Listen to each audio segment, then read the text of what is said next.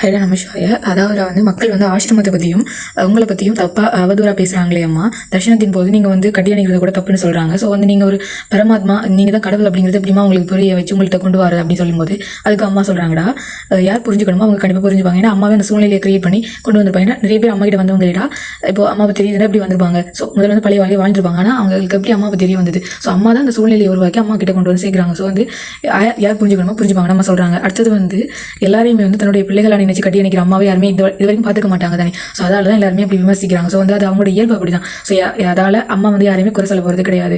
So வந்து அம்மாவோட நோக்கம் கடவுள்கிட்ட மக்களை வந்து கொண்டு போகிறது. விமர்சிக்கிறாங்க இல்லையா, அவங்களோட நோக்கம் வந்து மக்களை துன்புறுத்துறது. ஸோ வந்து மக்கள் வந்து தங்களுடைய எண்ணங்களுக்கு ஏற்ற மாதிரி தான் மற்றவங்களை வந்து பார்த்து முடிவு செய்கிறாங்க.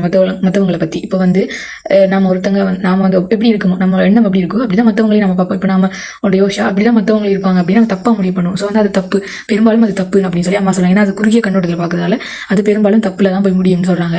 ஸோ வந்து நாங்கள் யாரையும் குறை சொல்லாமல் பகவான் கிட்ட வந்து அவங்களை மன்னிச்சு அவங்களுக்கும் இதை சொல்லிக் கொடுக்க சொல்லி ப்ரே பண்ணணும்னு சொல்லி அம்மா சொல்லி முடிக்கிறாங்க. அடுத்தது இந்த மக்களை வந்து அறியாமையில வாழ செய்யறது எதுவும் அவங்களோட பார்வையை மறைக்கிறது எதுன்னு சொல்லி ஆசிரம வாசிக்க வைக்கிறார் இன்னொரு கல்வி.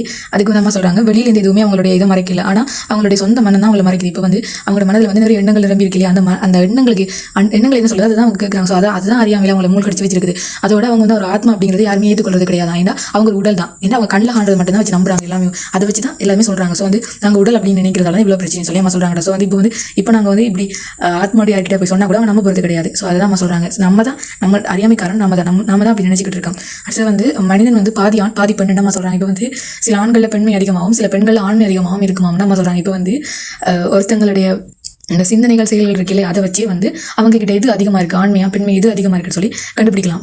அடுத்தது வந்து உண்மையான மனிதன் அப்படிங்கிறது சுய கட்டுப்பாடு மன வலிமை கொண்டவங்க தான் உண்மையான மனிதன் சொல்கிறாங்க. ஸோ வந்து இதெல்லாம் சொல்லிட்டு அம்மா சொல்கிறாங்க, அம்மாக்கு எல்லாருமே வந்து தன்னுடைய குழந்தைகள்லாம் ஆண் பெண் அப்படிங்கிற வித்தியாசம் கிடையாது. ஏன்னா அம்மா யாருமே அப்படி பார்க்கறது கிடையாது. ஸோ வந்து மற்றவங்க அப்படி விமர்சிக்கிறாங்க அப்படின்றதுக்காக என்னுடைய இயற்கையான இயல்பு அதை இந்த கட்டி அணிச்சு மற்றவங்களுக்கு ஆறுதல் கொடுக்குற இந்த ஒரு இயற்கை இயல்பை தன்னால் விட்டு கொடுக்க முடியாது அப்படின்னு சொல்லி அம்மா சொல்கிறாங்கடா. அதோட உலகத்தில் அம்மா மாதிரி மற்றவங்க யாருமே அப்படி கட்டி பிடிச்சி அப்படி அணைக்கிறது கிடையாது. ஸோ அதால் அம்மாவாது ஒரு ஆளாவது இருக்க தானே வேணும் இந்த உலகத்தில் அப்படின்னு சொல்லி முடிக்கிறாங்க. ஓகே, அதாவது இப்போ வந்து பரமாத்மா ஜீவாத்மா அம்மா, ஜீவாத்மா நாங்கள். இப்போ வந்து அம்மாண்ட சத்குருமாரெல்லாம் சொல்கிறேன்டா. ஏன்னா பரமாத்மான்றது வந்து அவங்க வந்து அம்மா வந்து மனுஷங்களை மட்டும் கட்டிப்பிடிக்கிறது கிடையாது. அதாவது இந்த உலகத்தில் இருக்கிற எல்லா உயிர்களுமே அம்மா கட்டிப்பிடிப்பாங்க. ஜானியாக இருந்தாலும் சரி, மாடாக இருந்தாலும் சரி, சின்ன எலி பள்ளி அது எதுவாக இருந்தாலும் சரி, அம்மா அவங்க வந்து ஜீவாத்மாவை தான் பார்ப்பாங்க. ஏன்னா அந்த உடம்புக்குள்ள இருக்கிற ஜீவாத்மா. ஸோ அந்த பள்ளிக்குள்ள இருக்கிற ஆத்மா தான் அடுத்த பிறகு அம்மா கிட்ட ஒரு பெண்ணாக வரப்போகுது. ஸோ வந்து அப்படி ஒரு எக்ஸாம்பிள் சொல்கிறேன், அப்படி தானே நடக்கும். ஏன்னா நம்ம போன பிறகு ஆணாக இருக்கலாம், இந்த பிறகு பெண்ணாக இருக்கலாம். ஸோ அடுத்த பிறகு வேற ஒரு உயிராக பிறக்கலாம். ஸோ வந்து அது வந்து அதனால தான் அம்மா வந்து யாருமே இந்த ஒரு உடலாக அப்படி பார்க்கறது கிடையாது. அம்மா எல்லாருமே ஆத்மா, அதாவது அம்மா சொல்லுவாங்க தன்னுடைய குழந்தைகளாக தான் எல்லாரையும் பார்ப்பதுன்னு சொல்கிறாங்கடா.